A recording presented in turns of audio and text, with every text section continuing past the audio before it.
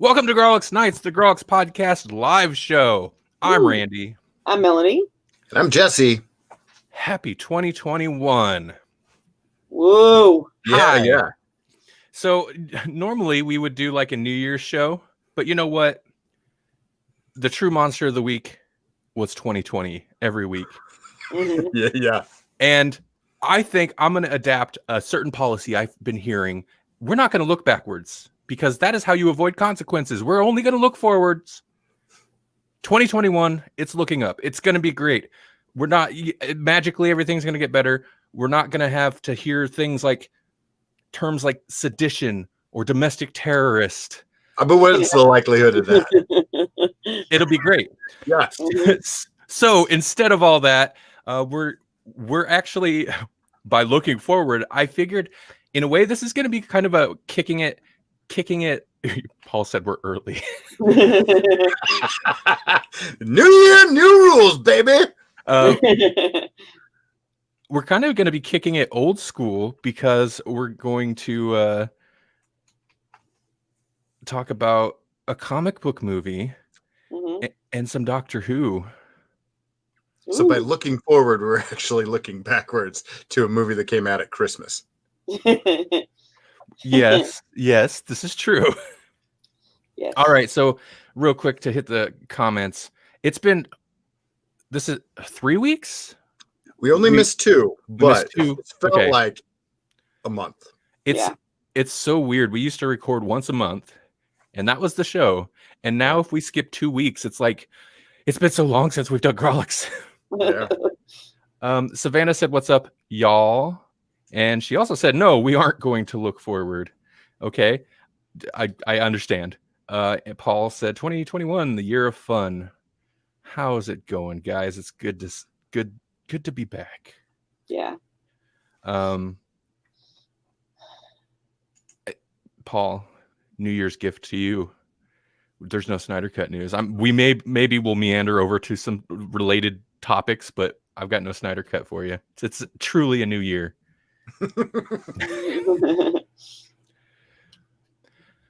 So Jesse, Melanie, Yes. how are you guys doing? What's new? What's going on? You watch anything interesting? Get anything cool for Christmas? Man, it's been ages. Oh, I got something cool for Christmas. It's right there.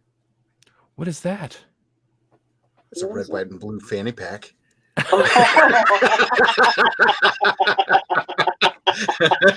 I literally got that in the morning, and then we watched,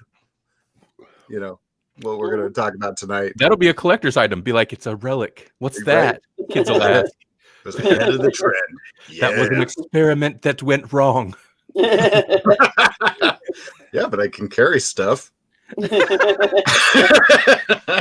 That is the height of American civilization. The U.S. flag fanny pack. Yeah.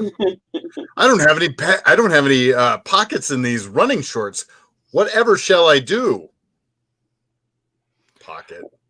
Paul said the benefit of taking 2 weeks off, he was all over the news while you were on break. I'm not sure which you're talking about. I'm going to assume, since it's Grawlix, you're talking about Zack Snyder, and you're right. He was all over the news. This time last week, I was like, "Oh, there's so much Snyder Cut news. I can't wait." And this week, I'm like, "Screw it. I don't care. I don't want to." Snyder Cut. Snyder. Yeah.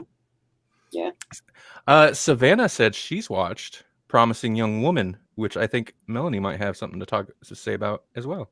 Yeah, I watched Promising Young Woman with Savannah, and it was really interesting.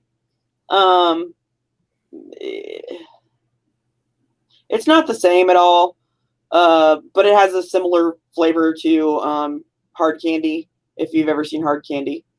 But basically, it's a woman who pretends to be vulnerable so that men will take advantage of her so that she can just basically scare the crap out of them. No. We're looking forward. No more of that. We're looking forward. But then it gets a little more extreme as the movie goes on. Right. But it's, it was a good movie. It's not like it's not gentle about any of the topics that it covers, which, would include like basically rape, but like and more so like consent issues. Like if I'm not conscious, I can't give consent, correct? That kind of a thing. Sorry. Did you just read Paul's comment? Yes, I did. That's we're moving on. Oh yeah. We're not. Okay. We're looking forward. We're not looking back at Paul's comment. No, we're not. Okay, so yeah, but I would recommend it. It's pretty good. At least if you're a woman. I don't know if you're a man, might get scared. Might get scared. No, actually, Randall and I had a conversation about this. And one of the reasons probably that I love Randall, amongst many, is that we were discussing this kind of thing, and there's a part in there where the guys are like, this is a man's worst nightmare, being accused. And the woman's like, oh, really? Well, what do you think a woman's worst nightmare is? Yeah. And my thought on that is like, again, maybe I've just been sheltered.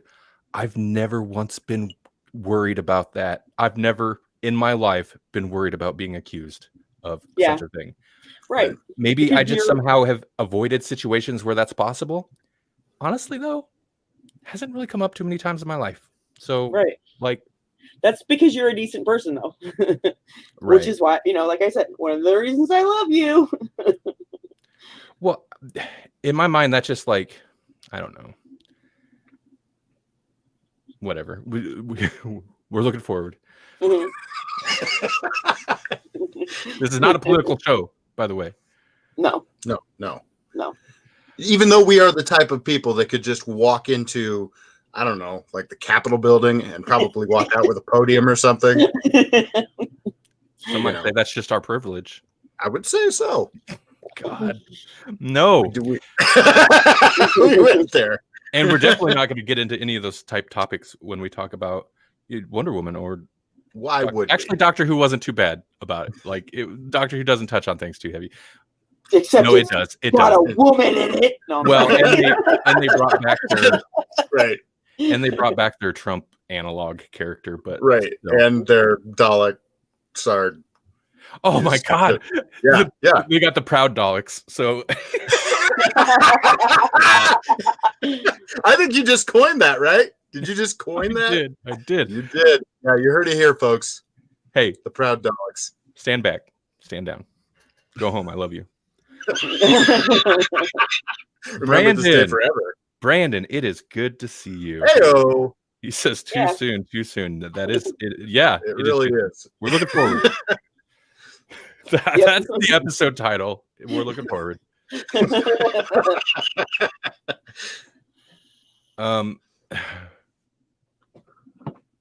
Savannah also said she had never watched Lord of the Rings or the Hobbit movies, and she binged the crap out of them. Yeah, over Christmas time she did. She watched all of them, and not even just like them, like 4-hour versions of each of them. So she spent like at least 12 hours on the Lord of the Rings. I don't know what cut that is, but I was like, dang girl. I'm curious, like what order did she watch them in? Like chronological order of release, or did she go Hobbit? She did Lord of the Rings before the Hobbit. I haven't watched the Hobbit movies. Honestly, I haven't either, but I've read the books. So my impression from people's opinions is that you should. I mean, if you've never watched any of them, probably start with not those. Yeah, I would agree. I would start with the Lord of the Rings movies personally, just because the dwarves look like dwarves. Kind of like if you've got a kid who's never seen Star Wars, don't start them on the prequels. Right. In my opinion. Yeah. So it's just not a story that works as well told in chronological order. Oh my God. Can you imagine like jumping from like the Darth Maul lightsaber fight? And then what was it? Like the episode 3 lightsaber fight. For all the problems with that movie, that lightsaber fight is awesome. Mm-hmm. And then you go to Obi-Wan versus Vader. Mm-hmm. It's basically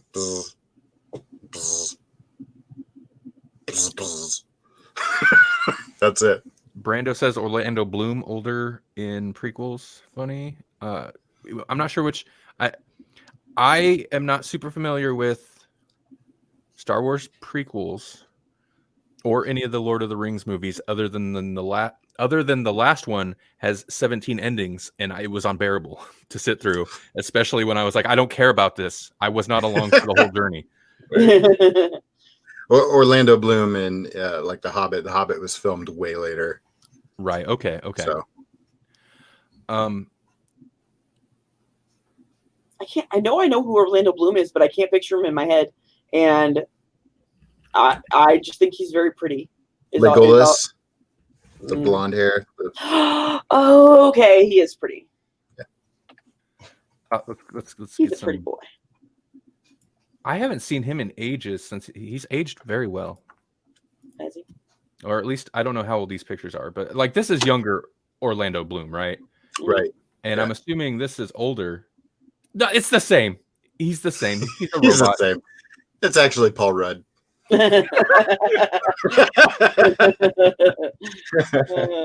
He's aged well. Yeah, his facial hair just grows more distinguished. That's how you can tell he's older.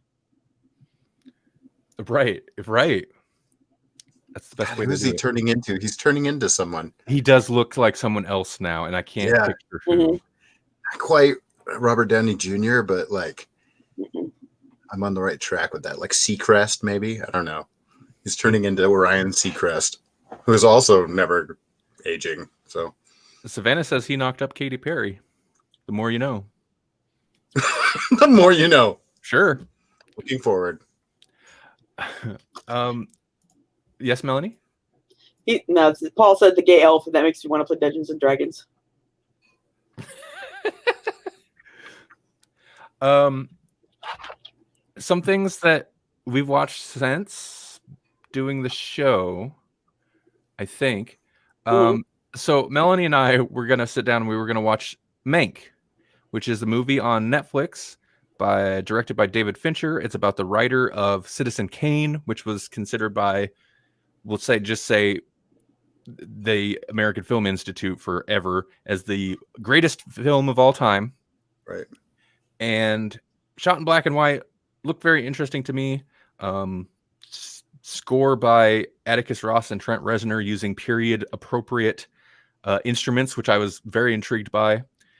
We started watching it, and Melanie's like, I don't know what Citizen Kane is. I've never watched it. Is it this movie with this Russian assassin? I was like, no. And then I was like, no, not an assassin. He was a serial killer. Oh, she was thinking, what was it? Citizen X. Okay. Yeah. And I was like, wait, so do you know what the twist is? I was like, Rosebud? Do you know what Rosebud is? And she's like, no. And I'm like, it's not very often that you find somebody that doesn't know what the Citizen Kane twist is. So I was like, well, Citizen Kane is streaming. I think it was on HBO Max. I was like, well, I'll put that on at the beginning so you can kind of see like that, especially the opening scene to me is like the most visually striking. So I was like, just a couple, like 5 minutes, and you can kind of see what, why people are like, well, it's the greatest movie, which is not necessarily an opinion I hold. We ended up just watching Citizen Kane. It's very long, but yeah. So we didn't watch Mank. We watched Citizen Kane. We haven't watched Mank yet. Melanie, what did you think of Citizen Kane? It was long. It felt really long. I guess the twist was okay. It's kind of, though, it is kind of the kind of thing where you're like, so I just watched all of this for that, for that little payoff, whatever. But it wasn't really bad or anything. It was, and I'm sure it was. I can see how it would have been revolutionary at the time because it was very pretty, very like they had really awesome shots. And being as old as it is, that I can see where they're coming from. But the story itself is not. Yeah, this is only gripping. This was only the second time I've ever watched the whole thing. It is, in my opinion, it's all what it's trying to explore with this person, with like a person's life is kind of interesting, but it's all style. Mm-hmm. It's kind of all style for me. And when I watched it when I was younger, like a teen maybe, and I was like, yeah, film. I was like, I don't, that movie is overrated. I don't really care for it. I enjoyed it much more this time. There's still like, I still feel like it's mostly style over substance, but it's got some pretty cool stuff in it. Like I get it. Don't know if I would put it as the greatest film of all time for like 100 years. Whatever, it's pretty cool. I just wanted to bring it up because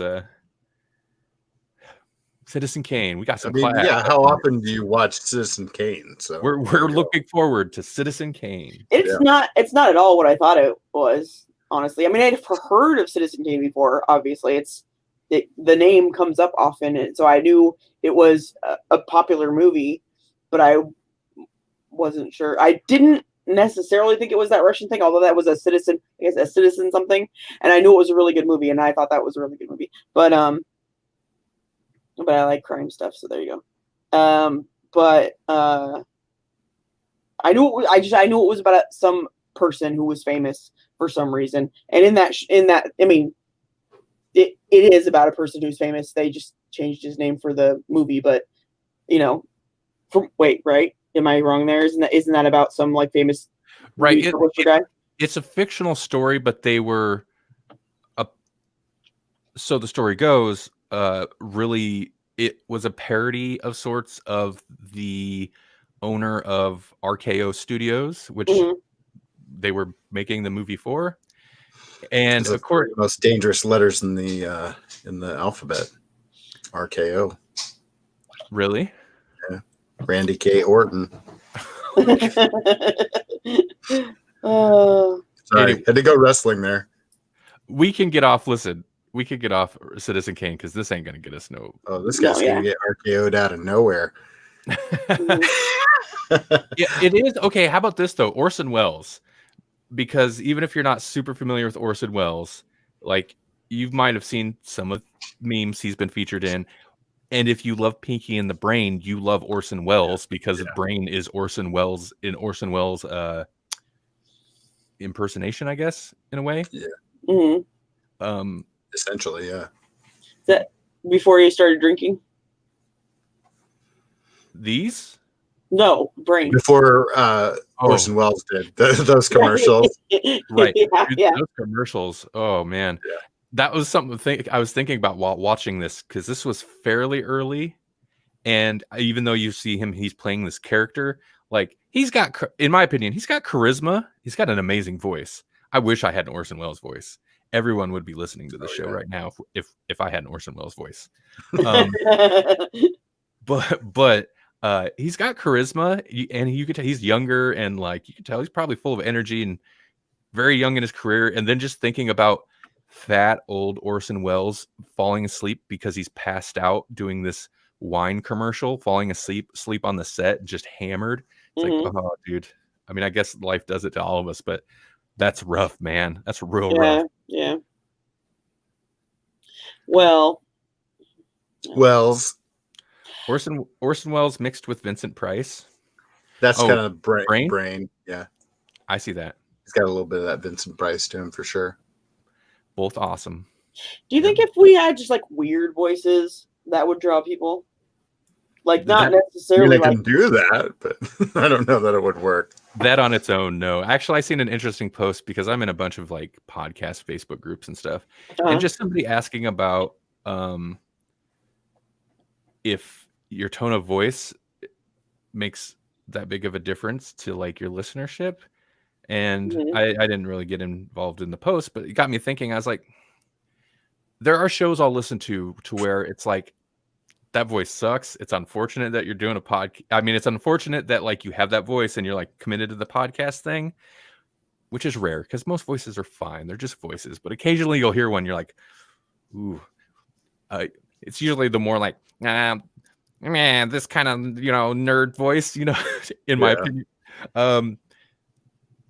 But you know what? If they're entertaining to listen to, I don't think I've ever been that put off by a voice. I think I worry less. I mean, not me personally, even though I do think I sound really nasally and I hate it. And I wish I couldn't, but I guess when I don't, I sound like a Muppet. But I worry more about you guys, honestly, because you have very soothing voices to me. And I'm like, I hope nobody's like passing out listening to this, because it's just like, it's like having Morgan Freeman or something, you know? I mean, not necessarily that bad, but you know, like listening to us talk but you guys are just like, blah, blah, blah, blah, blah. We get into our Barry White lows. Yeah. Welcome to the Grawlix podcast.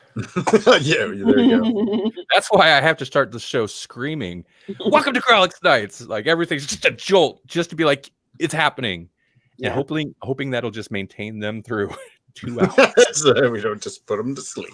But okay, I'm sorry. That was enough. Digress.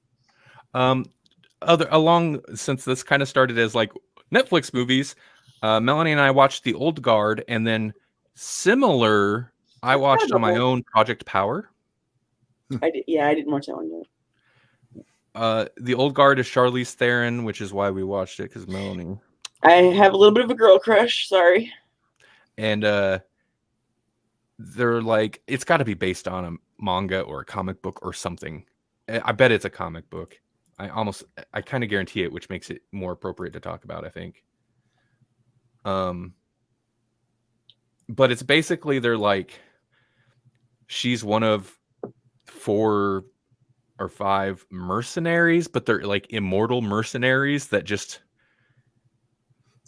go around and do things, and somehow it's good for humanity, I guess. Is it? Like, that's her whole questioning. That is her whole questioning. But you know what? You were brought it up before, like the whole guard thing. But from watching the movie, you know, and then thinking about it, I don't think that that's necessarily like they were just born and they were immortal, and then somebody was like, you know what, we should all get together, and then they like formed this little group. But I don't think it was necessarily always that way, and I think she probably had a lot of influence in that also, it seems.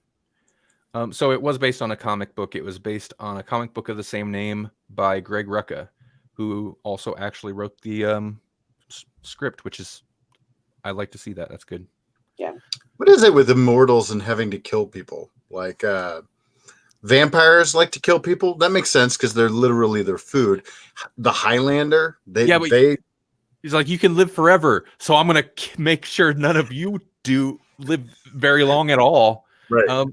Yeah, my whole thing was like, so you feel like you've been put here, like you're some type of almost magical spirit, or like a, I don't know, whatever, not an angel, but you're here for some divine purpose, and you decide to take your immortality and be mercenaries for hire, and then you're wondering why you don't feel good about your impact on humanity. I kind of do get it though, because you're saying like these are people or whatever. The way it was set up, to me, it seems like they were really choosy about it. So it was like extreme circumstances where they're like, we'd be saving innocent people in a place where nobody else is going to, because they're going to murder everybody, but we can't die.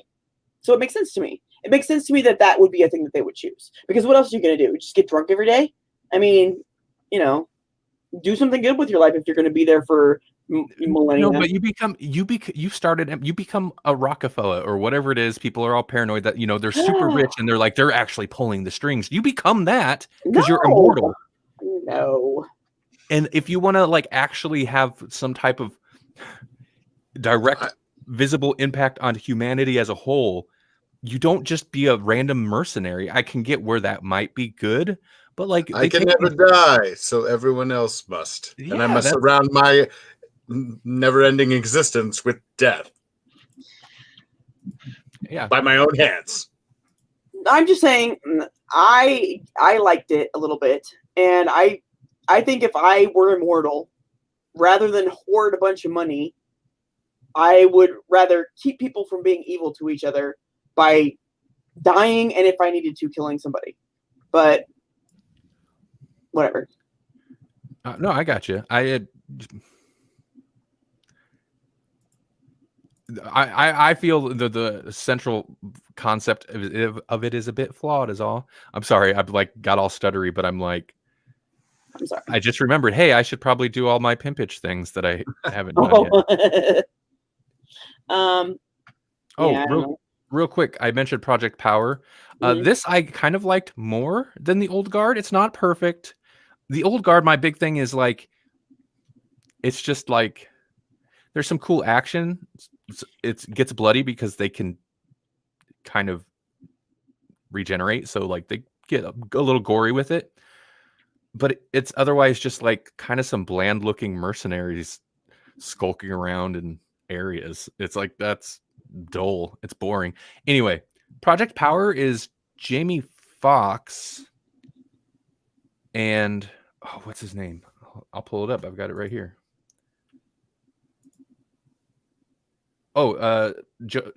JGL, who I don't think we've talked about in a long time.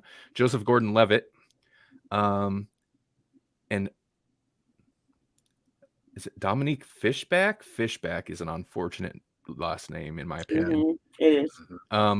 But it's a little cheesy because it's basically like there's a pill that's being pushed out on the streets that gives people for 5 minutes a random superpower. It's whatever happens to be hard coded in their DNA. Oh. You know what? I actually think I did watch this. Really? Yeah, but not recently. Like a month or so ago, maybe 2. Paul has an interesting thought on what we were just talking about. Well, if you think about it, an immortal's life would be surrounded by death, so taking the bull by the horns kind of makes sense, I guess. But they're also actually on Immortal Cowboys. Immortal Cowboys? Would they have become immortal when they were cowboys? Because like if it was before cowboys, like those are some trendsetters. It was for real. It was. They were cowboys. They were the first cowboys. They're like immortals are usually the first of something. They're like Doctor Who, where people are like pets, and you know they love them, but they're so fleeting. So whatever. Thank you. But Project Power. Yeah, it wasn't bad. It's not amazing, but I was kind of intrigued by it. I feel conflicted about kind of the core message because really our main character, who I'm assuming is played by Dominic Fishback, that name's always going to be funny. Always. She never, spoiler, she never takes she's kind of dealing the pills, but she never takes them because she's worried because literally for some people they'll take it and just like their heart will explode or some random thing because it's like, yeah, it's just like forcing a mutation that's not always desirable. So the moral is that like, well, everybody's kind of got their own superpower. You just got to find yours. You got to find your skill, what you're good at. Is it inside of you all along? Kind of, but my beef is like hers was rapping. And I was like, I know I'm getting old, and this is some old man crap to say. It's not good to hedge your bets on something like that, especially if, like her, she's an introvert who had trouble performing in front of people or anything like that. And it's like, you might be good at riding them, but I wouldn't like hedge your entire future on becoming a famous rapper or a rock star or whatever else because I'm an old man and I'm jaded like that now. Right. Yeah. Because I ain't no rock star. I'm not a famous film director. I'm a dude talking about this crap on the internet. Well, history is fickle. Red Man, Wu-Tang forever. Okay. But not only that, but look at some of the actually like people who did make it that were great and they're still touring because they don't make enough money being a rock star and that's all they have, so they have to keep doing it into their like 80s or 90s or well, I don't know however long people tour, but you know they still have to do it to make money. So even if you do make it, it doesn't mean you've made it for life. You know what I mean? Mm-hmm. What if you had one shot? There's a one chance. I don't know. 8 Mile. You gotta go. Say, is that a movie tag? Because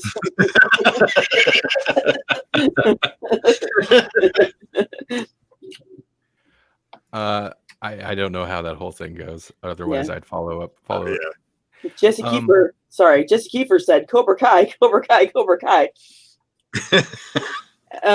We finished the first season of Cobra Kai, and then Randy said he couldn't watch any more of it with me, so I'll have to watch it on my own. No, if you are going to continue watching it, I will watch it with you. Okay. We did finish the first season, and I didn't have a problem watching it with you. I wanted to. I'm the only reason you were watching it because I was like, "Hey, you want to watch another episode of Cobra Kai?" And you're like, "I guess." And then at the end, like, because Melanie has a way of complaining about a thing, that even if it's a thing that I don't really care for that much, it automatically makes me want to defend that thing, and made the experience unpleasant. And what I said was, not that I couldn't watch it with you, is I don't enjoy watching this with you. If this is so, we don't have to continue watching this. Yes, it's true, and it's because everything that I do, or everything that I watch, I should say, I do review like I'm on Grawlix, where I'm like, let me tell you everything wrong with this first. Oh, and those two, and then maybe I'll give you a couple good things. First, I got to complain about a whole bunch. Which we'll get to later.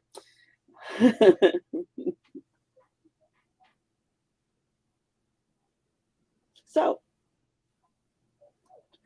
yeah. Sorry, I was muted for a moment. Okay, I was wondering what was wrong. I think that's pretty much. I made the mistake of watching Thor Ragnarok the day before we watched Wonder Woman 1984.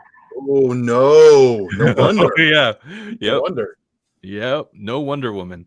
But I finally made my mom watch it. I've been on, like, every time I go, I'd be like, you watch Thor Ragnarok, and we were over there for Christmas Eve. Yes, I went to my mom's house. I'm sorry, but we're none of us are sick, so it was okay. And there were not very many people there either. Right. Right. We used to have a more like the extended family thing. We didn't do that this year. But it was late. Melanie was definitely tired and ready to go home. I could tell my mom was getting tired. And I'm like, I was like, I'll just put Thor Ragnarok on for 5 minutes. We'll just start it. Just the beginning. Let's see the beginning. Can I just bring up real quick again? Isn't that what happened with Yeah. It was not I feel like this is the game, yeah.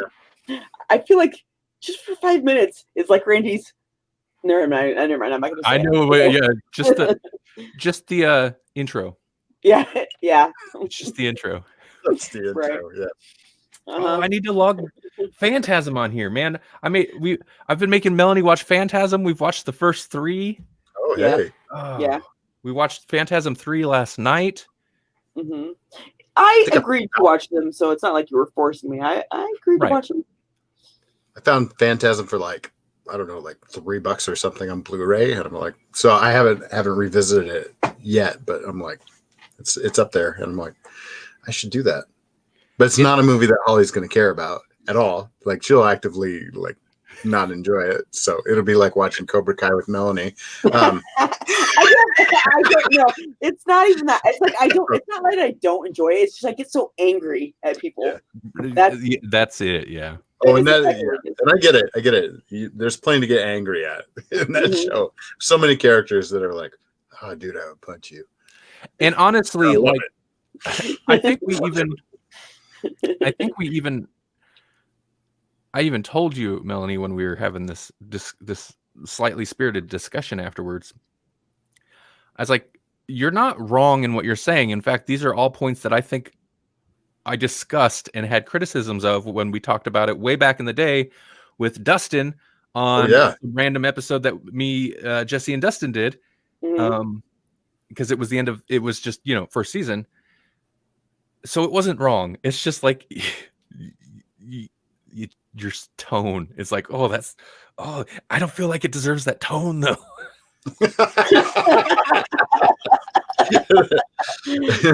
That's rigid. Ugh. Okay. I can see that. Yeah. No, it's all good though.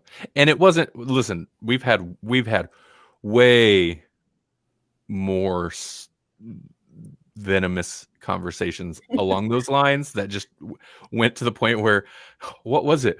Watchmen, the Watchmen series, which we both liked a lot. Mm-hmm. We got in yelling fights about at the end. And we liked the show. It wasn't that. We were more talking about the character of Dr. Manhattan, and we got into like screaming from a relationship point of view. Like, I feel like I might have got a little hurt during that. So I was like, why are we fighting about freaking Dr. Manhattan? Why have we somehow brought our relationship into this conversation about a goddamn comic book character? But you know how it goes. We got into a fight about like a spoon once or something. That was ridiculous. It just happens that way. A spoon, yeah. Okay. Hey Jesse, you watching any? Wait, you haven't watched anything else? Watch anything interesting? Cobra Kai from season 3, which was awesome, and then I actually literally before we started recording, I finished part 4 of Sabrina. Oh, guys. Okay. There's a reason you didn't make it through season 3. Yeah, I've never went back to season 3. I made it, and it was entertaining. I will say it was at least entertaining. But yeah. God, that's so sad though. After 2, they really disappointing because it did seem so promising at first, or maybe not even at first. Like it took a minute, but then I was like, okay, yeah, you know what? This could be something good, even though I didn't really want to watch it or care for it at first. But then I was like, yeah, no, this could be decent. So to hear that's super disappointing. It had such great horror notes to it in the beginning, in the way it was shot and the music and all that. And then halfway through they turned it into Riverdale. And this last season, I'm not gonna spoil anything for anybody that hasn't watched it because it's still relatively new, but there's some fun stuff. I'm not gonna lie. There's some fun stuff in there, and there's one or two episodes in particular that I'm like, you could skip everything else and just watch these because you kind of got to see how they handle it, because they go super meta in a fun way, and that's where I'll leave it. But the ending, the very final episode, and this is the final episode for this series forever. And it's like, it was meandery, it was weird, and then it just like dropped off like suddenly, and then it did a weird thing at the end, which was like, whoa. And that was the last scene of the series. And I'm like, wait, did they just, that was a strange choice. Really? That has me intrigued. Do they go like Lovecraft on it at all? Because it seemed like they were going to go that way in the third season. Well, I can tell you that without it being too spoilery. Yeah, the whole final season is about the Eldritch terrors. Oh, okay. Well, that makes me more interested than I was before, actually. So, and you know what? The fourth season started off strong, and I was like, oh, maybe they're course correcting, and then they started singing, and I was like, crap, nope. Yeah. Let's see. Sorry. Can I read Paul's? Yeah, please do. They Stephen King to the ending. Oh, God. Yeah, that's what I was just looking at the comments. It's a weird ending. It's so weird. And Savannah said, I loved Sabrina in the first season, but after that, it was garbage. Yeah, I mean, I definitely didn't have to look this term up to make sure I wasn't using it wrong and sounding like an old man, and I'm using it slightly wrong. I was a hardcore stan for the first season of Sabrina. It won me over so hard because I was like, I'm kind of curious, whatever, it's probably going to suck. And I loved it. And I was like, you know what? This show shouldn't be great, but it's great. You got to go watch it. And then they treat me wrong. They did me wrong. Everyone, to be fair. What does stan mean? Stan kind of, it seems like it originated out of the K-pop fandom, and it's when you're a stan for so and so, it's basically a like overzealous fan for a celebrity mostly. Was it because of the Eminem song, or was that like referencing a K-pop thing? I'm assuming which came first. Which came first, the chicken or the M&M? I don't know. I hadn't considered Eminem in the equation at all. I just like listen. The whole K-pop thing is beyond me. I get that there's like it's huge. There's a huge. The fans of it do things online that actually have weird impacts on political stuff and such. They buy every people's merch and like I don't know, just weird things. You hear crazy stories. Or they don't buy it; they leave it in their carts. That's the thing. Yeah, that's the thing. Like, yeah, groups of K-pop fans will organize and do kind of like interesting, cool things. I'm assuming they're all very young people, and K-pop. I do know I don't appreciate K-pop in that they know they will. Everything that's trending, every hashtag on Twitter, if it's trending, they will take it over. So you'll be like, oh, hashtag this. What's that? I want to see what are the people talking about? And then you click and it's like totally unrelated K-pop posts. It's like, no, stop it. Get out of here. Anyway. Yeah. We should. Or, is there more that we've watched or should we move on? We should probably move on. Yeah. 40 minutes in. We're yeah. Still talking. Okay. Because I've got a lot to say about War. We've watched a lot of things in the last 2 weeks. We actually had time. We had time to do it. Yeah. I actually did watch a bunch, but I don't want to bring any more up, so that's good. And I keep calling it World War 84, but it's kind of fair. I feel like that's not an accident because it kind of is at the end. So we're going to talk about Wonder Woman 1984, which was released in 2019. There's not going to be anything confusing about that title in the future when you're trying to catalog it. I'm assuming Jesse, you too, but I don't know. Melanie and I watched this on HBO Max. We did not go out to the theater to watch this. Right. Yeah, watched it at home. Last thing we did on Christmas night. Yeah, Christmas Day night. And I must say, I am very glad I didn't have to spend any extra money on this movie. Okay, so I think the internet's reaction to this movie surprised me because it is overwhelmingly not one overwhelming direction. I feel like there's a lot of negative stuff about it, but it's also like not all negative. And that's kind of how I feel about it in general. Mm-hmm. I don't know. I'm bewildered. For some reason, I feel like a lot of people, including myself, and I don't know why, was kind of hyped for this movie. And maybe that's part of why there's such a conflicting reaction to it. But I was not especially hyped for this movie, but that does not surprise me, though. I was not really hyped for this movie, and not just because of the obvious DC reasons. Because they can't make a good movie to save themselves. But also, I didn't really care for.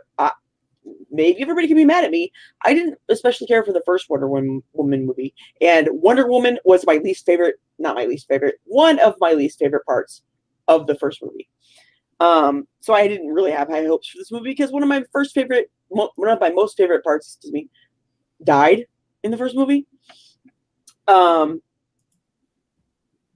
But so my hopes weren't very high, and I was still disappointed. So, yeah, that's how I feel about the whole thing. How about you guys? Jesse, you go ahead and go first, or you go next. Okay. I'm intentionally choosing you because I know you're kind of on the other end of it. I'm actually super excited for this conversation because, and I don't want you to shy away from if you really enjoyed it, how much you enjoyed it, because I think we have the full spectrum. I'm just going to go ahead and spoil that I'm towards the bottom, but still in the middle. Right. So I generally had a favorable opinion of the movie. I don't know. Maybe it was just like the vibe of the day, and it matched the vibe of the movie kind of thing. It was like kind of nice to watch a new movie.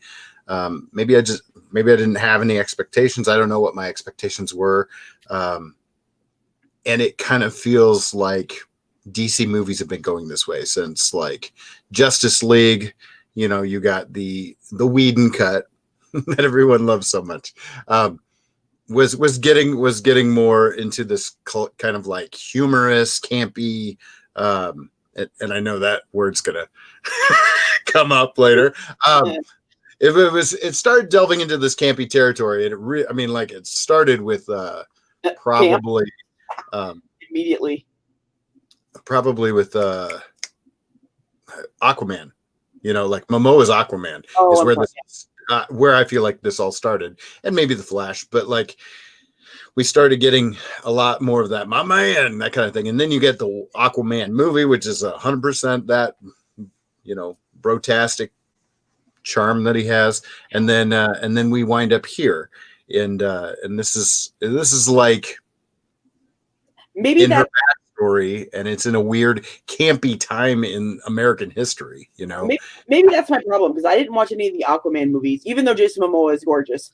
I didn't watch any of them, and so maybe I just didn't get a feel for that camp that's supposed to be there, perhaps, because I went from a couple bad movies, and then Wonder Woman into Wonder Woman 84.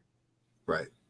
So I am in the camp that liked this movie, but also I'm in the camp that likes this movie and also recognizes it's not like high art. It's not like it's a perfectly well-made film. It's more like a, not even Stranger Things, but for me it's like a time capsule. When I think about the movies of that era, when I think about like the Superman movie, which actually came out in like 78 or 79 or something. But when I think about superhero movies of that time, it's like it feels like a pastiche. It feels like an homage to that time. It feels like an homage to that era.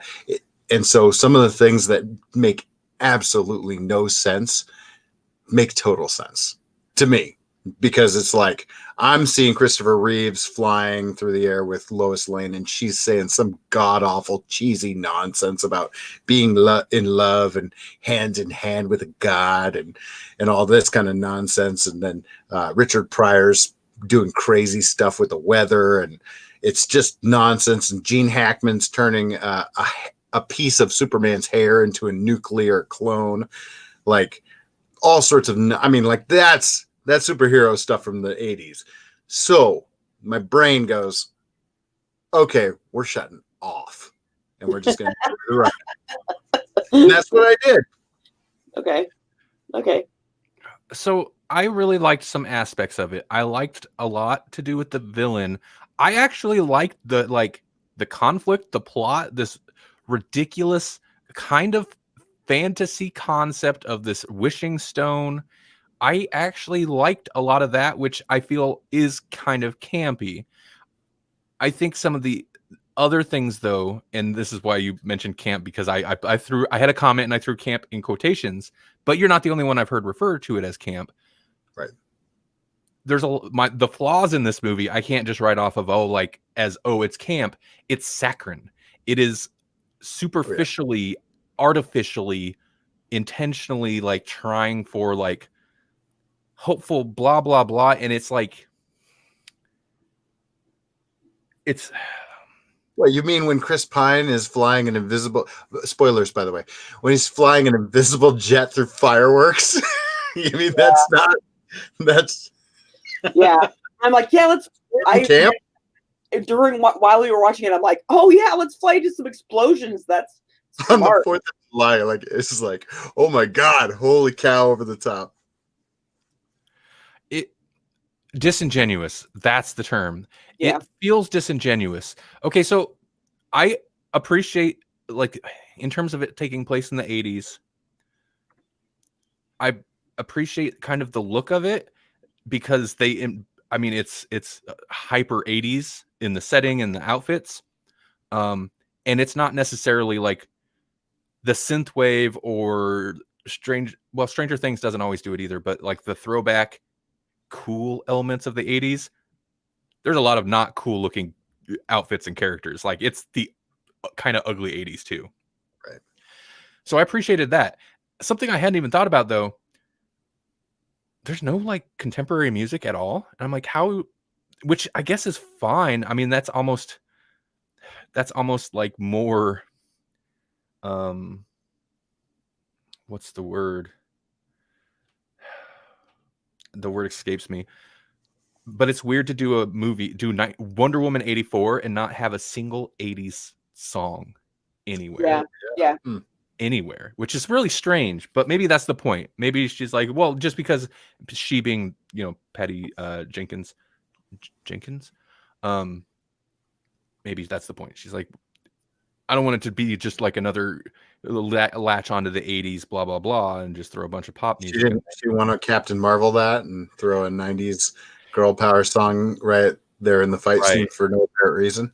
So I guess I kind of appreciate that, but like, at least give us something. Give us one. The trailer sold me on that weird cover remix of, is it New World Order or whatever? I don't remember what song it was or what group it was, but it felt disingenuous where it does try to do the Superman style camp with that opening scene, not the second opening scene, which is an article I read that like, she's like, they wanted me to cut one of those openings and I wasn't going to do it. And it's like, maybe that's part of the problem with the story here. Anyway, where she saves, like she stops the robbery. Yeah, saves the little kid at the mall. Saves the little kid at the mall. I was kind of hating it. I was like, it's fine that they're doing that, but something about the execution, I was like, I don't like it. It felt like the fight scene at the beginning of Teenage Mutant Ninja Turtles 2 Secret of the Ooze. Sure. Yeah, sure. Also a ball. So I was kind of half and half. I was like, there were parts where I was like, I hate it. Something about it just doesn't feel right. I'm just not gelling. Some of it was fine. The effects are awful. Yes. They look fine. The compositing's fine. CGI is fine. Their animators suck at like physics. No, anytime somebody's feet leave the ground, reality, it's just the physics doesn't exist. Not like in a charming Crouching Tiger, Hidden Dragon kind of way either. No. Yeah, exactly. If it was actual wire work where it's a little janky and you're like, it's wire work. I get it. Yeah. Spider-Man exists. And I get that physics is a bigger deal for if you're doing a Spider-Man movie, but like they can make it work. If you're swinging by a rope or a lasso or you're jumping through the air, it shouldn't look that weird. And it always looks weird. Any character that leaves the ground. Because her lasso somehow works like a bungee cord. Somehow. Right. Touches a thing and then yeah. And there's just no sense of like weight and momentum just doesn't work right. Yeah. But and there were some things where I was like when they steal the invisible jet with Chris Pine, I enjoyed, because I think Jenna, who I don't think is watching tonight, but Jenna in the comments in the Facebook group, Facebook.com/group/Grawlix podcast, had said something about like that line he gives, like, well, what the S-bomb, Diana? That's a funny moment. But then you're like, yeah, but what the S-bomb, Diana? What was she actually thinking? How is that something that she felt she should actually do? Yeah, let's go steal a jet from an active Air Force base. I don't have the right. They're going to try to shoot us down. Let's do it. I'm Wonder Woman. I could give some add to that, but I'll wait for my turn. But, okay, so here's though where the movie lost me. The world was perfect the way it was. No, it wasn't. Yeah. It wasn't, Diana, because that's not just being hopeful. That's like a false naivete. And it's like, you've been around since you've been through 2 world wars, or it was both of them, because the first one's set in the First World War. And I get that, like, I don't know, maybe that's the 80s thing, but no, the world was not perfect in the 80s. If anything, embrace like we can make the world better, but we have to do it right. Not the world was perfect. I'm sure there's a lot of people in a lot of countries that would disagree with you on that. And so that's, I think, where it kind of nailed what was wrong with the movie. It's the whole idea of, and this is ties into the major theme of what bothers me about it is, and I know it's a comic book movie. Like, I get it. I know a lot of people are like, you just, why are you looking that far into it? Because that's what we do. So she makes such a big deal about, like, no, we don't kill him. You know, when Chris is like going to fight, he grabs a gun. He's like, no, don't kill anybody. She makes a point to, like, a guard gets flung across the room. She's got to slide a chair over so he doesn't slam into the door. Listen, he's still slamming into something hard. So nice try, though, I guess. Mm-hmm. At the same time, Chris or Pine, I use the actor's name like it's the character's name, Steve Trevor. Yeah. Mm-hmm. Possesses a man's body. Oh my God! Yeah. Over his life. Oh man. They never once discussed this. No. They do some stuff like, let's talk about consent. They have, yeah. She has sex with him as when he's in this other guy's body. He has apparently just been living there for a couple weeks now. Mm-hmm. This is never once discussed, like, she doesn't give him up. She doesn't total spoilers. She doesn't give him up. She doesn't take back her wish because it's wrong that she brought him back and that he took over this guy's life. There's never a mention of that. That is never even touched on, which is, in my opinion, like a big problem of, like, you want to be moral, but also, like, just ignore the things that are immoral with the situation. Okay. Right. And then also, like, that is a way more interesting concept than she's just losing her powers because that's how wishes work. That part was confusing too. It was like, what's happening here? Because there's another thing that happens where you're like, is one siphoning off of the other? And then it was like, oh no, this is happening because of your wish. Yeah. Right. Yeah, that's what I thought. I thought it was the siphoning situation, but no, yeah, it's because of that. So they never decide, like, just because it's wrong or because they're like, maybe this guy didn't deserve to have his life, like, just take it away from him. And like, where does he go? He's in the, what do they call it? The below or whatever it is, and Get Out. He's like stuck the upside down. Randomly, Chris Pine's just like, get out. But they never, it's because she wants her powers back. She needs her powers back. So that kind of, like, that's an important plot beat in the movie. And I was like, that doesn't work for me. And now she can fly. Okay. I know Wonder Woman can fly, but, like, really, if you think about why, they don't have to explain it. It's fine. She can fly because Steve Trevor told her how. A pilot from World War, whatever. And I've talked long enough. I'm going to hand it over to somebody else. But also the end, I liked and hated. Okay. They kind of had their cake and ate it too. And I feel like Melanie's definitely going to have things to say about that. I have so many things to say, baby. Okay, let's start. Oh, hey, Paul, you got the vid, man? You got COVID? Yeah, you didn't see that? Yeah. No, I'm sorry. I hope you feel better.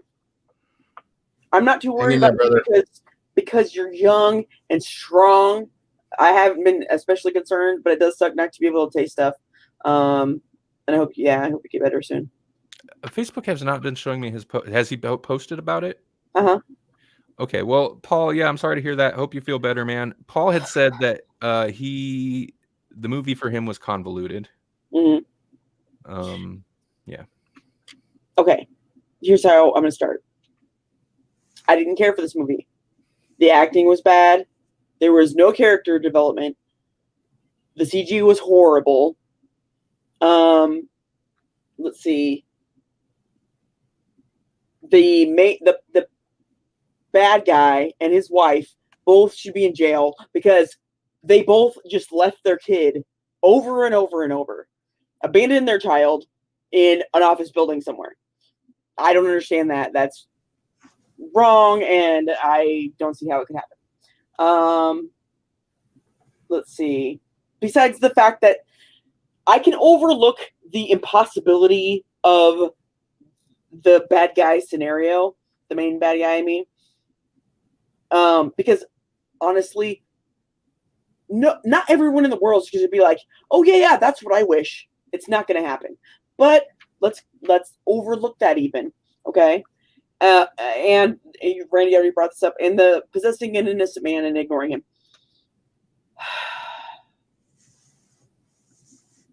I'll even let go how uncharacteristic they make the cheetah chick. I can't remember her name. I keep wanting to call her Chitara, and I know that's wrong, but I love Thundercats. So even though she seems like a completely decent person, and there's nothing in her character that makes it seem like she would screw the rest of the planet so that she could be powerful. There's nothing in her character that shows that anywhere in the show. I'll even overlook that. The things that I refuse to overlook are, well, for one, that the only minority in this movie who isn't a bad guy is the little girl in the cheesy beginning. But mostly it's that this movie is supposed to be about, and I'm sorry, I'm going all female about this. It's supposed to be like the most iconic, strong, independent female in history, really. I mean, in comic book history, I'll rephrase that. And they're going to make it the most crap, subpar poop I've ever seen. How is that supposed to make girls feel? Really? You know, that's what pisses me off about it. That's what makes me dislike this movie. This character should be a role model for girls, and it's not. It's so like, if you want women to ever be equal to men, then they can't just do as good as men. They have to do better than men. And this movie does not. This does not do better than anyone. And that's why I hate this movie so much. And I hate to be so real about it, but that is the main thing that makes me angry. You know, it's not just that it's a bad movie. It's that it's a bad movie about the only strong female character that they're making a blockbuster movie about. That's what makes me so angry about this movie. That's why I hate it. Not to mention all the other stuff that I said. I did like a little bit Pedro Pascal. Right. But even he was super cheesy. And I get it was trying to be funny and cheesy, but that's not good enough. That's not good enough when we're trying to improve things.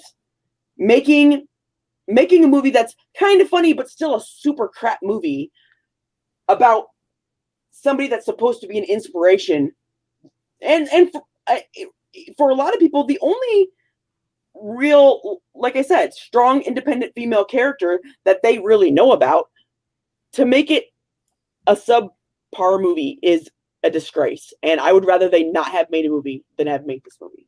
That's my opinion of this movie.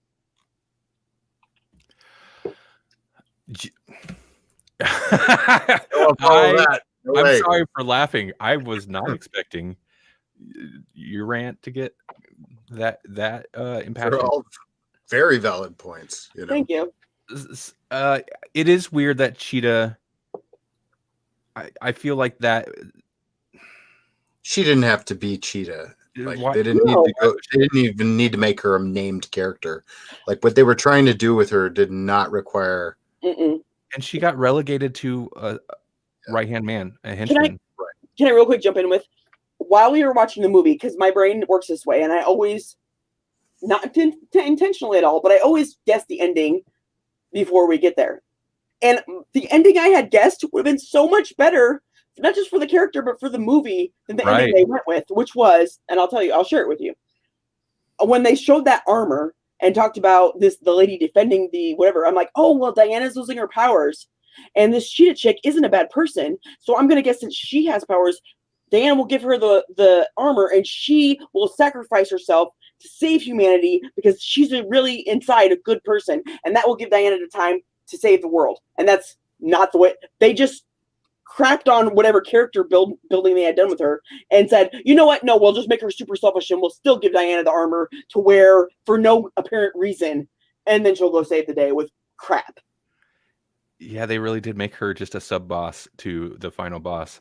And I feel like the design of her as Cheetah was super flawed, and the CGI. I said the CGI was good. I was wrong. I wasn't thinking about that fight scene particularly.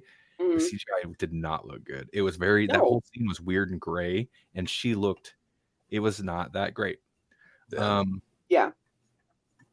I will say, I appreciated it, and I think this was a point, and I guess maybe that's why they felt they had to shoehorn some fight in there with Cheetah, that it wasn't the final conflict wasn't resolved through a big CGI fight.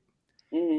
And I know Melanie has beef with the end, and I do too, mm-hmm. except it doesn't make sense, and they kind of, because I was like, oh, okay, if they go in and she convinces him to rescind his wish and that undoes everything, I'm totally good with that. Actually, I think that's kind of cool. That is cool versus let's just go in there and fight. And they did that, but then they also did the long saccharine speech that really was so many words and doesn't really mean anything. And it's like, you have to have, everyone in the world has to rescind their wish. Mm-hmm. Yeah, that part was much. That's not going to happen. Mm-hmm. Fortunately for the plot or something, maybe it happened. I don't know. But then also, like, the guy rescinded his wish because he's seen his son was in danger. Mm-hmm. So I'm like, well, it pulls the punch of that, like that. Yeah, that should have been a big deal. Mm-hmm. And it's like, well, that's not a big enough deal. Yeah, I mean, the parents have been neglecting their child the whole movie. So why worry about it now? And real quick, I know this is jumping way back, and it's not really a big deal, but someone commented in things that this is a PG movie, PG-13, excuse me. And real quick, I just want to share. You know what else is a PG movie? Enemy Mind, excuse me, which I loved. The Dark Knight Rises, The Dark Knight, Interstellar, The Prestige. Those are PG-13 movies. Just because a movie is PG-13 does not mean it can't have substance. So that's not an excuse to me to make a crap movie. Sorry, that's something I've been thinking about for a minute, and I just wanted to share it. Go ahead. I like Mando. I know you do. I know you like Mando. I was like, whoa, that's Mando. He looks very different in this movie. And then that sent me down the rabbit hole of finding him on an episode of Buffy the Vampire Slayer. And I was like, holy crap, he was in an episode of Buffy the Vampire Slayer. In one scene, he was almost going to be a love interest. But then you're like, I've never seen this guy before in my life, so he's definitely not sticking around. And then he got killed. So Mando was in Buffy. So yes. I think I liked his character more in that movie. In Buffy? Yes. But I mean, this is such a Wishmaster like crap, story. That was to hinge the whole thing on. I mean, what do they expect? It's not a good plot, really. I mean, in the real world. So I think there's actually a good movie in this. It just doesn't have Wonder Woman in it. It's the Jenkins cut. Maybe. Yeah. I feel like the Pedro, basically the slightly lighthearted Wishmaster movie would have been is an interesting thing to explore, or embrace that 80s movie of the nerdy girl fantasy thing. She's tough, but then she loses a bit of her humanity, which I think part of the problem with because that did not feel organic to me. No. And I think part of the problem is because most of the movie, I was thinking she was siphoning the power from Diana, and that was what that was the give and take. Mm-hmm. But I guess it was her humanity, but that wasn't super clear. When the switch flipped, it was so jarring for her because it was like, I'm helping you. We're friends. We're not friends. Not even just helping you, like that scene where she kicked that one guy's buttocks, which might I add is they use that to make her a villain, even though Diana did so much worse to other people in the movie, and she's not a bad guy. But anyway, she kicked that guy's butt, and then the old homeless person who she's been helping in the beginning of the movie comes by and she's like, just walk away, don't say anything, whatever. I don't remember what she says, but whatever. Even there, she's still not a bad, I mean, she's not. That's like the beginning of like the turn, right? Yeah, but even that doesn't lead me to believe that she would just be like, yeah, screw everybody, I just want to be the most powerful. That I get none of that from her character. Well, and I feel like that could be compelling. Like that scene is actually a good example of like, okay, yeah, that cool. Like I'm kind of on board with this character, even though she's very two-dimensional or one-dimensional, I should say. Yeah. But I was like, okay, that's a movie. I'm down. And then she disappears for most of the movie because they've got all this other stuff going on. And like I said, if they would have done the thing I was thinking they were going to do, where she sacrifices herself for humanity in the armor so that Diana can save the day, which Diana would still be the hero, would have redeemed her character. And from what you see of her character in the beginning, there's no reason that she wouldn't be redeemable, but they don't do that with her. They try to make her a worse person than she seems like she ever would have been, with no lead up to that. And I don't buy it. And the CG's bad, so there you go. And I don't buy her rescinding her wish at that point either. Right. Exactly. Yeah, if she's gonna go that far where she's like, I know everybody's gonna, because I obviously know how this works because I've been here through the whole discovery of it. Yeah, I'm sorry, but Melanie, was there anything you enjoyed in it? I like I said, the best part of the first movie was what's his name? Chris Pine or yes, Pedro? Chris Pine, the boyfriend. He was kind of humorous. I did not like that he was there because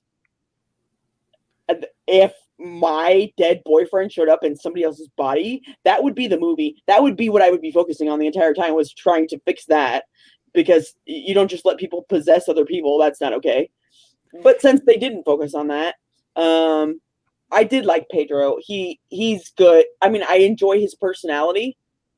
But I don't like I said, I wanted more from this movie than what it gave. And for this movie, he did better than most. Although I don't feel like it fit in this movie for what it should have been, at least.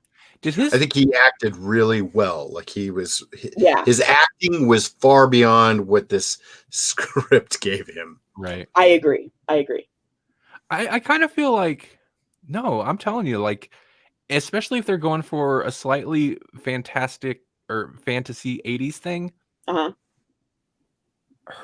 Him and Cheetah are the movie. You focus exclusively on them, even though I know Cheetah's typically a villain. Yeah. She replaces Wonder Woman in the story, and I feel like you've got a better movie, because then you still retain the weird, interesting premise, but then you flesh out some of the other stuff that's interesting. And I will agree with you, Melanie, that Chris Pine, the scenes with him were fun. That I feel like that made the Diana stuff work, because otherwise she didn't really have a whole lot to do. Exactly. But that's like, and I know other people might argue with me, because I know a lot of people liked the first Wonder Woman movie, but I didn't care for it, and she is the reason I didn't. And I'm not trying to be horrible to women, because I'm a woman, and even though I don't like women, I appreciate when women are likable. She is not. She is not a good actress to me. She's pretty, and that's the problem. They picked a model to play the part instead of an actress, and that's where they screwed up from the first movie on. In my opinion, she is the worst part of World War 84, of Wonder Woman 1984. To me, is that actress, and I like I said, I no hate toward her. That's just not what she's good at. She should stick to being a model. Leave the acting to somebody who can act. There was watching this in the home, thinking about like for a lot of people who did decide that they're going to hit up the theaters, this would be probably the first. I mean, I know you could have gone to the, like, really since late summer, you can go to the theaters, but this is the first tent pole I feel like that's hit the theater since maybe Tenet, and nobody was going to go see Tenet just because it was so early on. And it was a butthole about it. What? Tenet was a butthole about it. They're like, no, we're coming out now. Oh, right. You No, know? yeah. Well, that was, yeah. They were very forceful. That was the movie industry fighting against it. And they hung their hat on that as their tent pole. And it's like, dude, you keep the tent down for a little bit longer.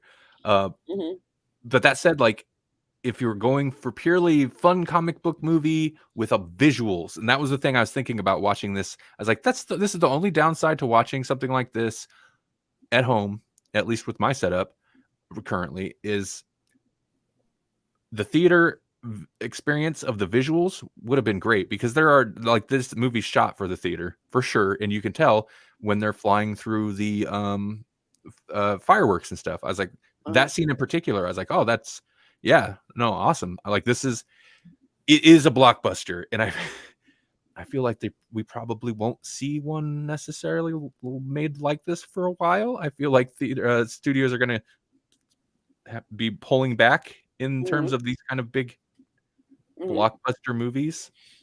This could be the last huge multi-million-dollar superhero blockbuster we see for a while.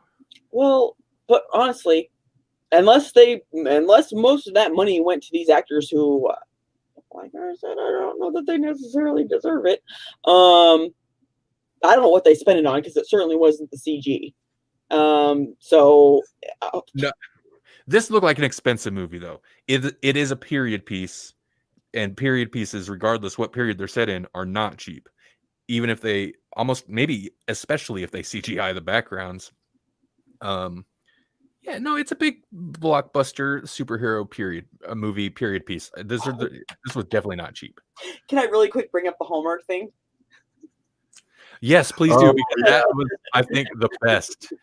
Okay, Randy keeps bringing up the saccharine whatever thing, and it does. It feels like, to me, it feels like a cheap feel-good movie, like a Hallmark movie.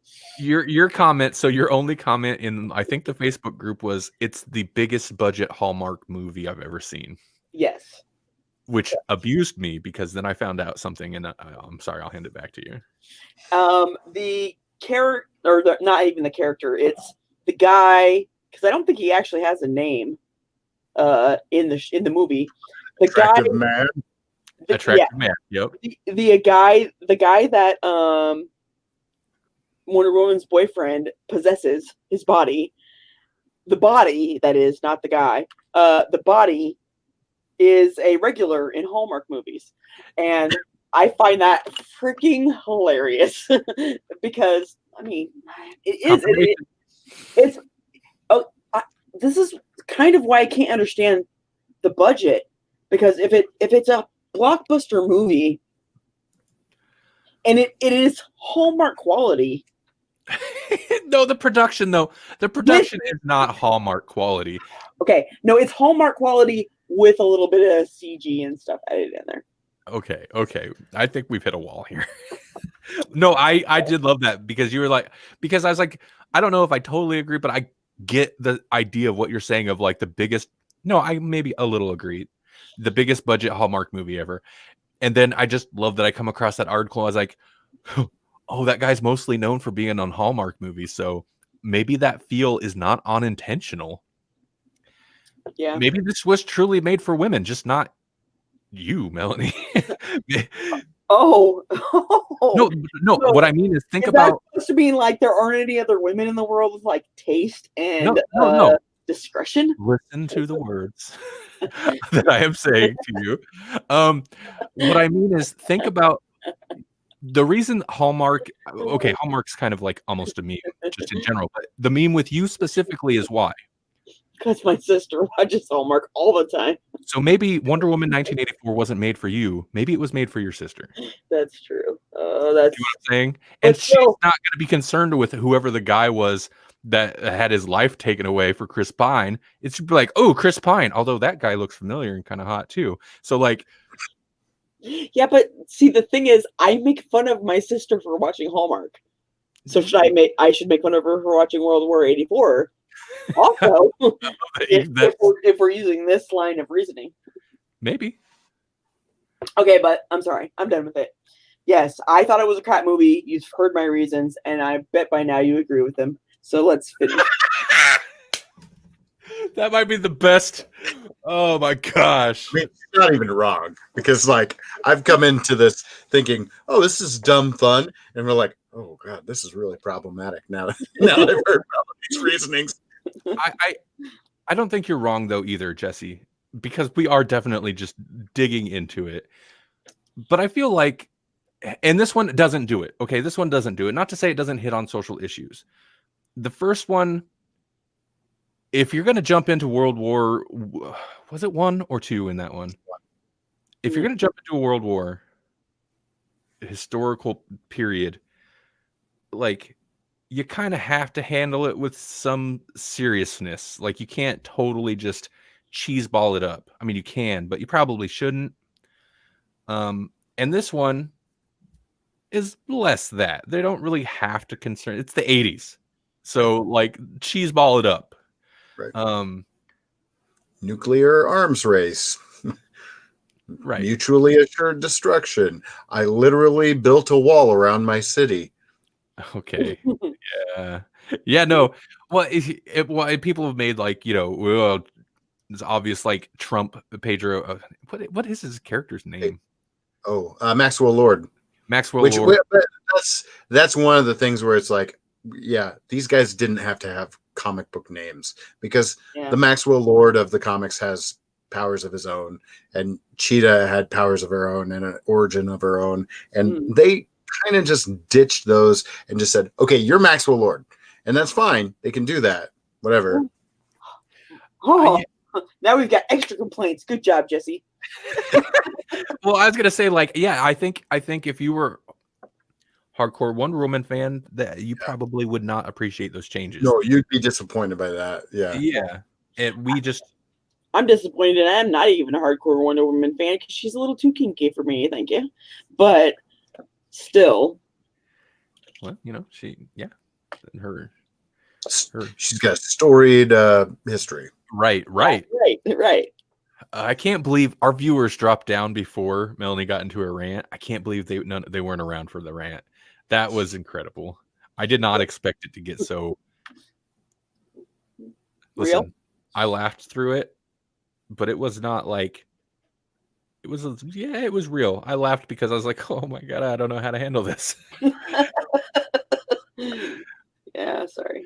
Okay, what do we want to talk a little bit about Doctor Who before we wrap this up, or is it getting too late for you guys? How fast can you talk it? I don't know. Doctor Who, man. Yeah, I was gonna say, when we get on Doctor Who, we tend to run a little long, and it's already 9:45, so I don't know. I know I always say this, but I don't have too much to say about it. Anyway, John Broman's great. Mm-hmm. So Captain Jack, bring him back. They won't, but man. Yeah. Okay. Here's my whole thing. Bring back Captain Jack. I'm glad the other two men are gone, and that's all I got to say about it all. I told you guys in chat, but like my whole thought is like it wasn't bad. It honestly, because I think Jesse, after hearing us rant a bit about Wonder Woman, you were a little afraid. I'm a little worried about my own ability to pick out things that were good. I was just like, I think I liked it, but I also don't know if I like things anymore. Like, I like things anymore because, yeah. But it was that thing. It was like it's been so long since we had New Who that like. I mean, first of all, I was just happy to have New Who, right? And so part of that is like I'm going to be extra forgiving just because of that. But then, like it also, it really tied in directly into the season finale, and I had forgotten some stuff. Like I had to start putting the puzzle pieces back together to be like, Why is she in a prison again? Oh, that's right, the Jadoon. Why do they have an extra TARDIS? Oh, that's right. They were on Gallifrey. Mm-hmm. You know, where the TARDISes are, and they can just grab an extra TARDIS. That's right. Oh, all these things that happened in that season finale, I totally forgot about. It's like, well, I guess I need to know those things. Well, it's because there's one big thing from that finale that kind of overshadowed everything. Yeah, I totally forgot all of that too. So you're not alone. I enjoyed it. It wasn't bad.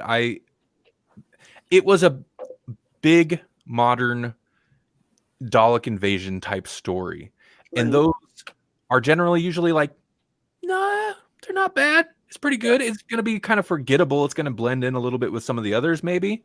I almost like that the Daleks are now kind of relegated to like the New Year's Eve story, because it's like you got a whole year to get over them. Oh yeah, I'm ready for another little Dalek romp. Sure, I appreciate, but also find it extremely weird that they've turned them into horror creatures. They are aliens. They go face hugger with it. Yeah. And I will say one thing from the Chibnall era that I really appreciate about the Daleks, that it's like they probably it doesn't make sense that they're just now doing this, but driving people around like meat puppets is so good. They even say it's my thing to do too. Yeah, it's so good and creepy, and it brings the body horror into it, which I really appreciate.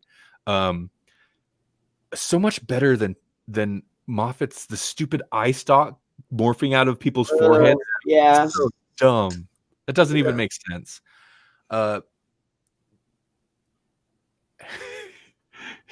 Bringing the Daleks to fight the other Daleks, because it's like, no, you need to be pure. Yeah. It's pretty funny. You're right. This one does hit the social stuff pretty hard. Well, we got it. Did we? Yeah. We started this episode by talking about the Proud Daleks. We got to at least jump into what that crud that was all about. So, full spoilers if you haven't watched the New Year's special of Doctor Who. Was it Revolution of the Daleks? Revolution of the Daleks. Oh God, what was I thinking? Everything about the plot is political commentary, which I'm fine with, because it's very on the nose, but it's not like disgustingly doctor turning to camera and being like, you're monsters type thing. It's not that it's over the top, but it's not that bad. But so people come across basically remnants of the last Dalek that they fought during New Year's Eve. I liked that this was literally a sequel to last year's. And so then they're like, and it makes sense to me, although, and I know this is a Doctor Who issue, but it's like, you guys know what Daleks are. They invaded Earth. They took over Earth in the 60s. Okay, you know what the Daleks are, but nobody ever remembers anything. So it's the Terminator 2 thing, or is it Terminator 2 or Terminator 3? Whichever one, where they're like, oh, we found this arm, and that arm makes us make the Terminators or whatever. It's that whole thing, it's been done. And that's why I think if it had never been done before, it might be like, oh, wow. But we've seen it before, so. Well, I really like the idea of people coming across the Dalek technology without the Dalek in it and being like, whoa, what's this? And then using that. Of course, it's like, really, you're just going to copy it and just make a Dalek shell, but whatever. I like that. I loved, even though this might upset some people, but I loved the Daleks as the police force, using the Daleks as that meme that went around not too long ago, like a couple years back, where they were like police robots, and it was like, does anybody else see a Dalek? Right. Yeah. Wait, wasn't there a police? I don't know if it's police, but I think it was a police Dalek. It wasn't a Dalek, but it was a robot that got hit by a Tesla car that was driving itself. And they were like, it's the war between the machines. Yes. Yeah. That's awesome. But no, yeah, I mean, I get it, but again, I liked it. I actually like this episode, and especially because of Jack. I don't know why, but he is a great character to me in both shows. he's an awesome character to me, and I hope to keep him. But besides that, it's kind of all stuff I've seen before, and so I wasn't as excited about it maybe as other people. And sorry, I'm always the downer in these reviews, but yeah, you know, do something original for once. That's my whole thing. I don't know. We've seen his original with her, with the Doctor. That's true. That's true. Go back to the classics. No. Another show where I'm disappointed by how they portray women, but let's talk. Oh. So you mentioned that Jodie Whittaker, and a rumor has it, although I've seen a lot of this coming from, like, I haven't seen articles from any, maybe Jesse you have, other than The Sun, which I've been told is not a credible source necessarily. Yeah, people are basically just keep citing that, whatever source The Sun has. Right. So supposedly this will be her last season, but not Chibnall's, which is, I'm not wishing Chibnall out of a job. He made one season, like one of the best seasons of TV once. Not this show. But we have a different show. Keep her, get rid of him, like bring in some new blood, somebody like whatever. You know what I really wish? I wish they could have somebody awesome that's an awesome writer that also loves the show, like Gaiman. If they could have somebody like Gaiman run a season, it would be amazing. I think the problem with Gaiman is they've jerked him around in the past so much that they have. I don't think my impression from whatever I read back when he did was it the Silver Nightmare or something about or Silver Nemesis or something? No, that's something else. That's a different. Okay. Oh. Well, whatever it was, like there were so many rewrites and troubles that my impression was like he was not interested in writing Doctor Who ever again.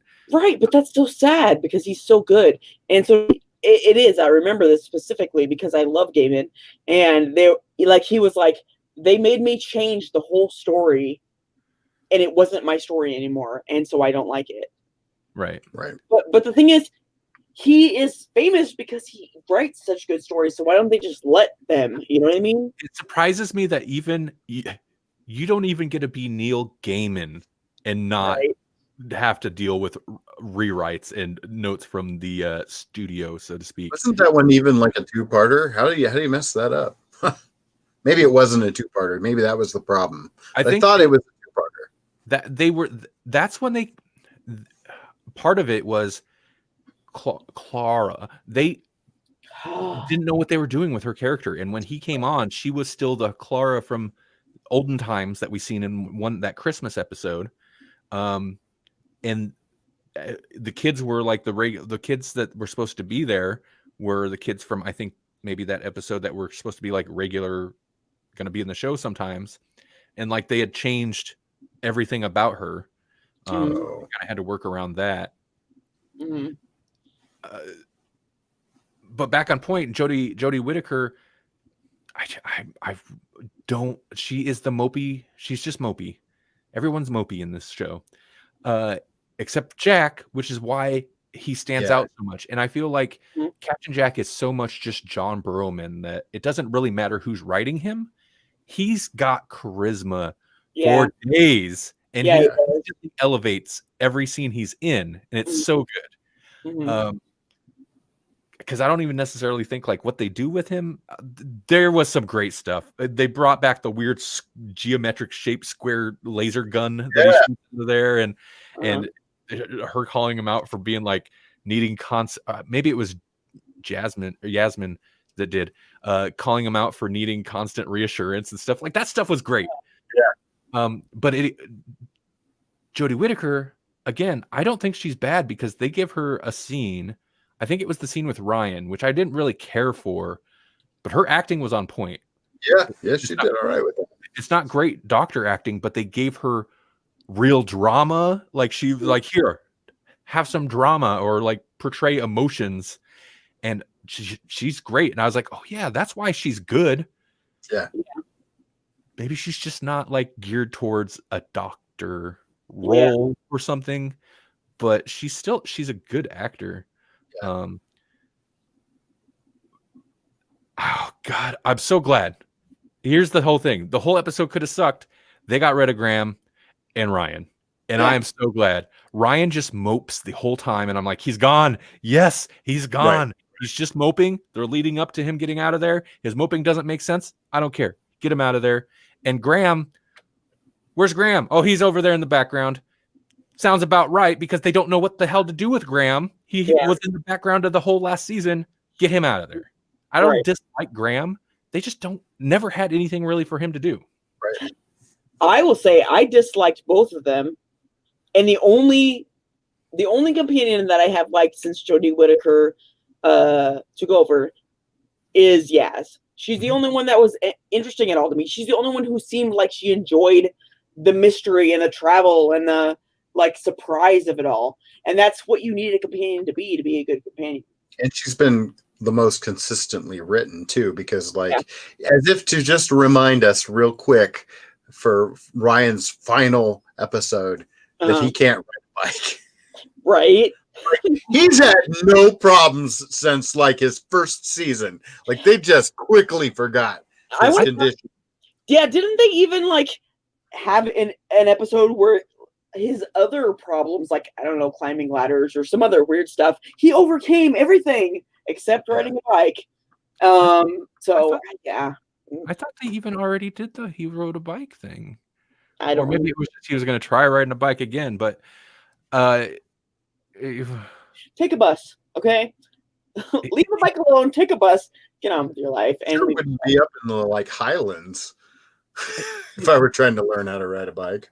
And they were obviously setting him up to leave, and Graham, but him specifically, because Graham, again, is just an afterthought every time, to leave last season when all of a sudden he's like, I got mates. I got to be here for my mates. It's like, oh, you mean those dudes in the background that we've seen once that you were playing basketball with? Okay, sure, you got mates. But that gives him a reason to not want to keep going. But then, and he uses that again, I need to be here. I got mates. But then at the end, him and Graham are trying to ride the bike, and then they're like, there's adventures to have over here in Scotland or over there in whatever country. Let's go. It's like, what happened to your mate? Can you run into Jamie McCrimmon and have their own side Who show? Can you imagine? That'd be so weird. That's better than what I was thinking, which was that this is the same thing they do to Mickey every time. Which they didn't become demigods. Yeah. Good point. But, just the I can't handle the Doctor, but I still want adventure. And I understand that also because I going around to weird worlds and weird times is super extreme, but those are the companions you want, the ones that don't mind that it's super extreme and super weird, the ones that'll be like, oh, I'm 5,000 years in the future on some strange planet, and I'm totally cool with that. That's the companion you want, and they are not them. These are the companions the liberals want. I don't know why that popped in my head. We wanted Donna, and we wound up with Tegan. Yeah. Tegan. Tegan's still the worst. Ryan sucks, but man, Tegan's still the worst. Tegan's not the worst. She is the full stop whiniest companion. I didn't like Tegan because of her whining, but I still don't think she was the worst companion. There were worse. Why was she? Well, there was also Adrix, but this is the same era, this is the era of the whiny companion. People hate Adric, and I get it, but at least Adric, he was a kid. I don't know how. I don't recall exactly how he came to just be traveling with them, but he was a kid from some convention or something, right? Yep, space. But he's still a kid, so it's I get it. He's gonna be whiny. He's a teen. Yeah. But you can't just offload him because he's a kid. So it's okay, I'll take care of this kid until he decides to crash. He actually had. I thought he actually had pretty decent chemistry with the Fourth Doctor, right. and that's rare in that season because Tom Baker was ready to be done. No, you know what? He began a really good character. He ended very poorly. Not just because he couldn't. They changed his character to the point where he became the the whiny teenager. Well, he didn't begin that way. He became like a curious adventurer, which is what you want. He ended a whiny teenager, and then they crashed him into a freaking planet. I mean, he killed the dinosaurs. The dinosaurs. Yeah. But Tegan was an adult. Yeah. And they even went to Earth sometimes. And like they kind of did a little bit what the modern doctor does, where they'll like, all right, well, I'm gonna drop you guys off so you can do home stuff for a little bit. I'll be back later. Hopefully not 10 months. Although Right. Yaz was super, and Ryan, why was Ryan so upset? I don't get Yaz. I get it. She was kind of obsessive. Yaz is a little clingy. Doctor's got to be careful. She's got to set her straight. That's gonna be a problem. Boundaries, yes. But 10 months. Amy Pond waited 18 years. Like, that's true, right? Come on, you're lucky. Anyway, they even dropped Tegan off once in a while, and she'd still come back, but she'd just complain the whole time. You're an adult. Be like, take me home. I'm done. That was my problem with Tegan. Yeah. Why are we talking about? How are we talking about Tegan? I don't know how we got. I did that. Sorry. But the moral of the whole story is World War 84 is not a woman movie. Okay, it's not a woman movie. So if you're a man and you like feel-good movies, this movie is for you. If you're a female, don't watch it. Unless you like Hallmark movies. Okay. Why are we talking about Wonder Woman again? I suppose if you're a woman who likes Hallmark movies, this might be passable. But if you're any of the normal women in the world, Wonder Woman 84. We're looking forward. We're not looking back. Nope. It's back Look there. Forward. Look forward. The world was perfect, but we're looking forward. Yeah, let's wrap it. Okay, so Doctor Who. Anyway, it wasn't bad. It wasn't bad. I feel like it would be less good if John Barrowman wasn't there. Agreed. It was a good hook, and I can see why they used him in all the promotion. Right. And if he's not back in the next season to stay, I mean, at least for a little bit. Oh, be very she had a jab. She's like, and it was a good little interplay. Like, you've had work done, and he's like, you're one to talk, but like, did he have work done? He must have, because he looked good. He did not. I feel like he. Did they CGI age him, or? I don't know when he had work done, but I feel like he looked better in this than he looked in that episode earlier in the season that he had going. Honestly, I think he was a little less chubby, and that's about it. Oh, well, maybe that's it. I mean, that can go a long ways. Mm-hmm.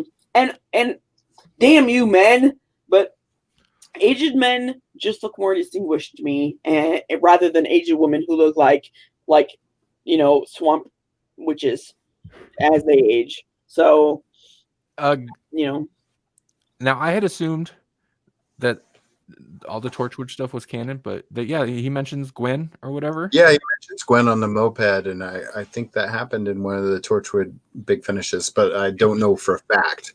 But they have continued the Torchwood series on Big Finish. Oh, cool. So, with RTD's blessing. It's always cool for the show to acknowledge Big Finish continuity. Mm-hmm. Yeah. And honestly, kind of smart. Yeah. And I love Torchwood while it was running, even though it is a bit cheese and camp, as people will say, that is camp done well.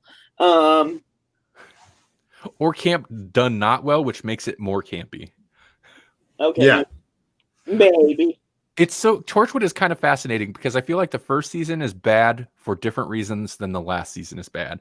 The first season is bad because of low budget BBC reasons. And the last season is bad because of low budget Americanized version, like Americanized production reasons. Yeah. I get you. All right. So we've gone on for quite a while. So yeah, those are our thoughts. It was good to be back and talking with you guys. Yeah, it's always fun to talk. Everybody's abandoned me. I'm just looking at pictures. I'm here. I know you're still here. Am I not everybody? Hey, you are everyone. Yeah.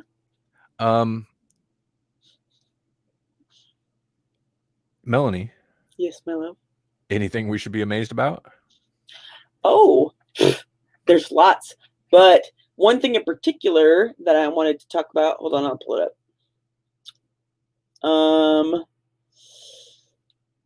Is that there is a new, and this is a little bit old, it's about a week old.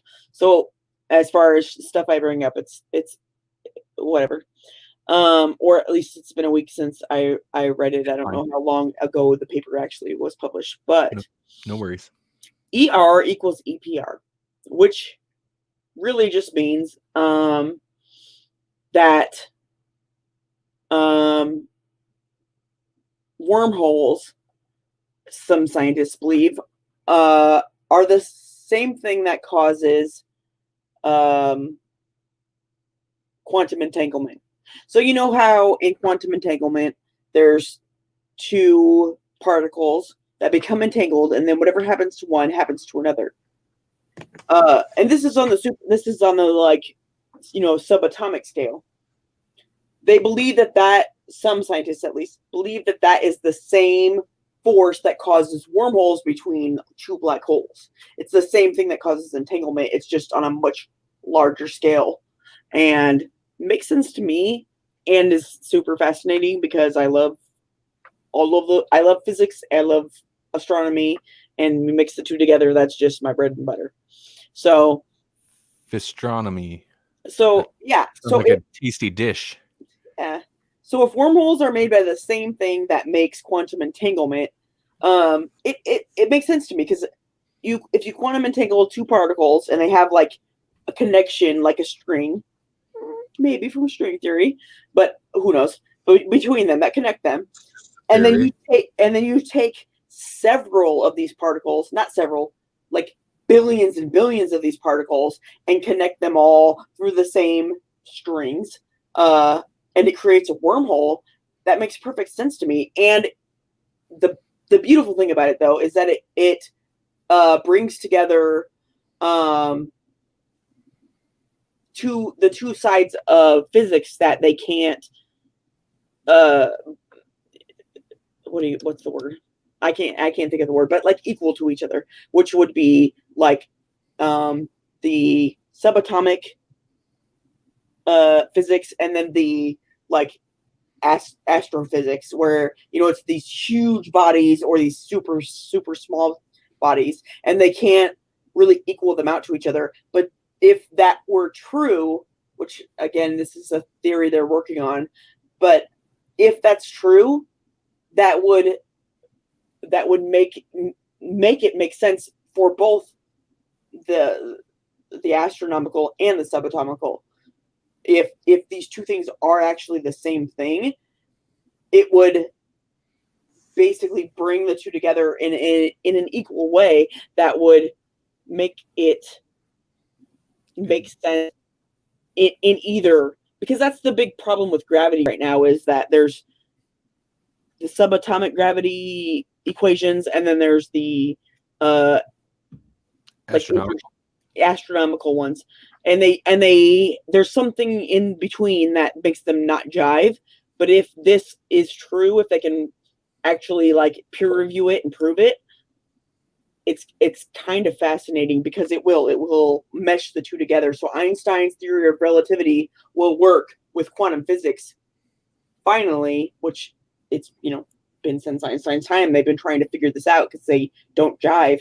But if that's true, then they will jive together, and it will be a huge discovery.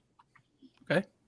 Yeah, I'm super excited about it, and you should be too. We'll just have to wait for it. Yeah. Because of gravity? Yeah, because it's subatomic. Yeah. Jesse, you got anything exciting going on? Anything coming up? Anything you want to leave people with? Not that I can think of. Right, me either. Like, we're so boring anymore. We're so boring. Maybe something happens. Hey, what are we doing next week on this show? Oh, hell, I don't know. We don't have to decide that now. I don't know why I threw it out. Yeah, no, it's a completely valid question. Honestly, I don't know. I kind of don't, looking forward. because we're not looking backward. But I don't know what we're gonna do looking forward. Are we gonna bring back Monster of the Week? I have no idea. What are we doing? You said pasta of the week. What'd you say? What? Are we gonna bring back Monster of the Week? Oh, I thought you said pasta of the week, and I was like, Pasta of the week. Fettuccine next week. Fettuccine. We're converting to pasta. It's working string theory. I think it's Italian. Oh man. Melanie, what do you think? What should we do next week?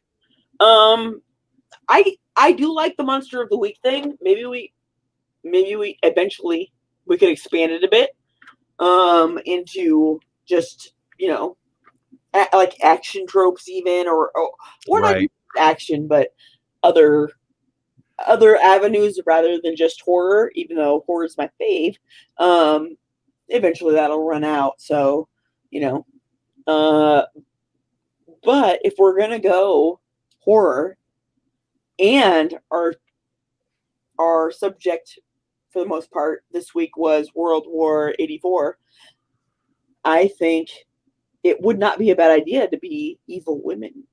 What do you think? Evil women?